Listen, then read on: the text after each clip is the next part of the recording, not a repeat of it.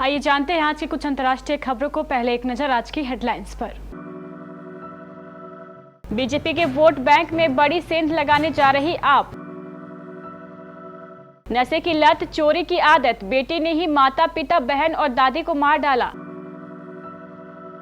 I have got news, ये थे श्रद्धा के आखिरी शब्द। मौत से कुछ देर पहले की चैट आई सामने।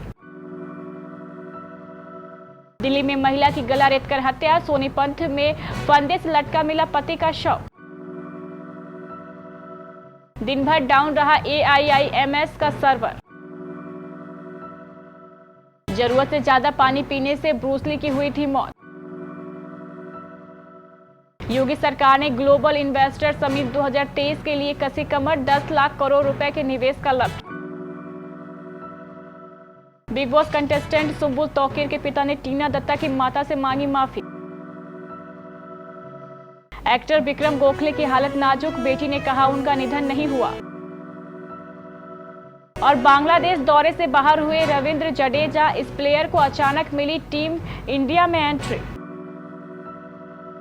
गुजरात विधानसभा चुनाव की तारीख जैसे जैसे नजदीक आ रही है, वैसे वैसे यहां सियासी हलचल बढ़ती जा रही है। गुजरात चुनाव इस बार बेहद ही दिलचस्प होने की उम्मीद है। भारतीय जनता पार्टी 27 सालों की अपनी सत्ता को कायम रखने के लिए अपनी पूरी चुनावी मशीनरी लगा रही है। वहीं कांग्रेस में अपना वनवास खत्म कर एक बार फिर से सत्ता में लौटने की कोशिश कर रही है।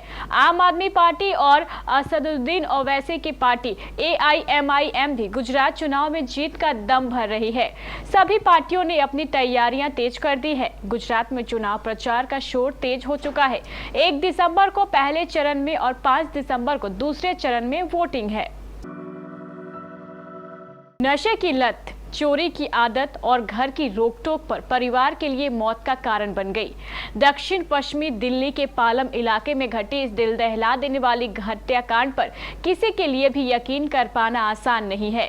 मंगलवार रात को कलयुगी बेटे ने अपने माता पिता समेत छोटी बहन और दादी को मौत के घाट उतार दिया। मृतकों में पिता दिनेश 45 वर्षीय, माता दर्शन 40 वर्षीय, दादी दीवानो देवी 72 वर्षीय और छोटी बहन उर्वशी 23 वर्षीय शामिल है। 25 वर्षीय आरोपी बेटे केशव ने हंसते खेलते परिवार को उजाड़ दिया। यूं तो आरोपी को गिरफ्तार कर लिया गया है, लेकिन उसके चेहरे पर अपनी गलती का कोई भी शिकवा नहीं था। श्रद्धा की मौत से पहले की आखिरी चैट सामने आई है। यह 18 मई यानी मौत से कुछ घंटे पहले की ही है।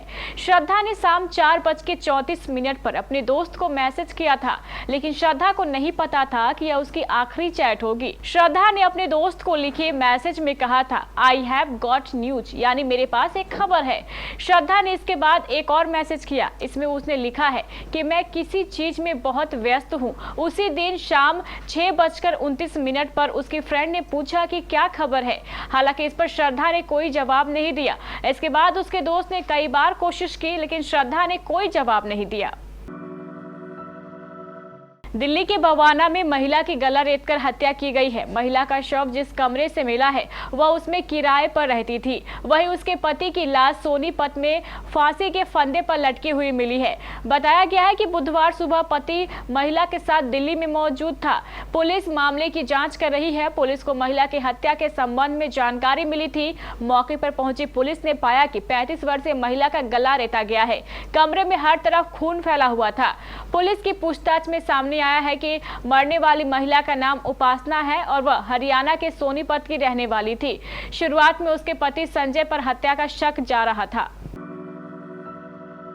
दिल्ली के एम्स में इस्तेमाल होने वाला राष्ट्रीय सूचना विज्ञान केंद्र का ई-हॉस्पिटल सर्वर सुबह 7 बजे से बंद है, जिसके चलते OPD और नमूना संग्रह सेवाएं प्रभावित हुई हैं। एम्स के अधिकारियों ने कहा है कि ये सभी सेवाएं फिलहाल मैनुअल मोड पर काम कर रही हैं। दिन भर सर्वर डाउन होने पर दिल्ली AIMS ने अपने बयान में कहा है कि ये रेसरवेयर अटैक हो सकता है। अभी हाल ही में पिछले हफ्ते ही CDLA पर मिलवेयर अटैक हुआ था। एम्स एक बयान में कहा है कि एम्स में काम कर रही राष्ट्रीय सूचना विज्ञान केंद्र की एक टीम ने सूचित किया है कि यह एक रैंसमवेयर हमला हो सकता है। उचित कानून प्रवर्तन निदेशालय इसकी जांच करेंगे। Martial art legend Bruce Lee की मौत पर कई थ्योरी है। अब हाल में एक नई स्टडी में दावा किया गया है कि ब्रूस ली की मौत किसी दवा से नहीं बल्कि ज्यादा पानी पीने से हुई। क्लिनिकल किडनी जर्नल में छपी रिसर्च के मुताबिक उनकी मौत हाइपोनाट्रिया से हुई है। यह एक ऐसी कंडीशन होती है जिसमें खून में सोडियम की मात्रा बहुत कम हो जाती है। ऐसा तभी होता है जब शरीर में पानी की मात्रा ज्यादा होने के कारण सोडियम उसमें घुलता है। इसकी वजह से दिमाग की सेल्स यानी कोशिकाओं में सूजन आ जाती है। इस सूजन को सेरिब्रल ओसेडेमा कहते हैं। उत्तर प्रदेश में अगले साल ग्लोबल इन्वेस्टर समिट का आयोजन होने जा रहा है। यह आयोजन 10 से 12 फरवरी को होगा। इसके लिए यूपी सरकार तैयारियों में व्यस्त है।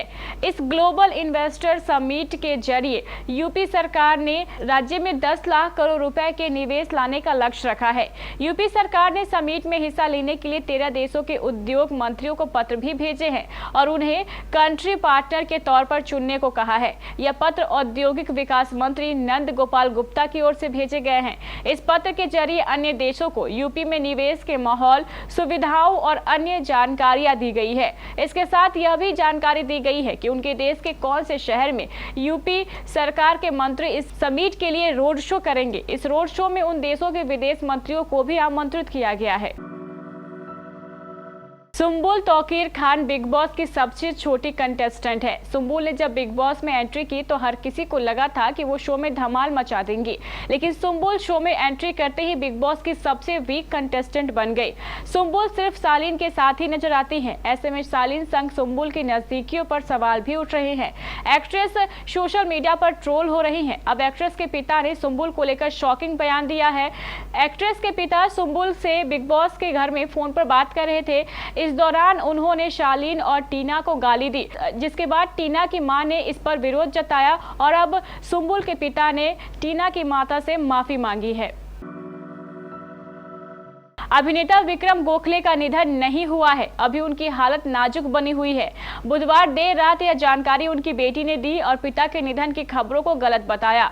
उन्होंने कहा है कि पापा की कंडीशन अभी काफी क्रिटिकल है। डॉक्टर पूरी कोशिश कर रहे हैं। उन्होंने कहा है कि अभी उनकी सलामती के लिए दुआएं करें। दरअसल बुधवार देर रात विक्रम गोखले के निधन की खबरें आई थी। इसके बाद सोशल मीडिया पर उन्हें श्रद्धांजलि दी जाने लगी।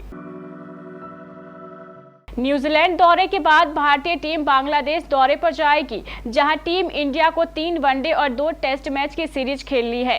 अब इससे पहले ही टीम इंडिया को तगड़ा झटका लगा है। टीम इंडिया के स्टार ऑलराउंडर रविंद्र जडेजा चोट से पूरी तरह से उभर नहीं पाए हैं। अब उनकी जगह एक स्टार खिलाड़ी को मौका मिला है। ये प्लेयर कातिलाना गेंदबाजी और धाकर बल्लेबाजी में माहिर है। भारत के स्टार ऑलराउंडर रविंद्र जडेजा चोट की वजह से बांग्लादेश दौरे से बाहर हो गए हैं। चोट की वजह से जडेजा T20 वर्ल्ड कप 2022 में भाग नहीं ले रहे थे। अब उनकी जगह शहबाज अहमद को मौका दिया गया है।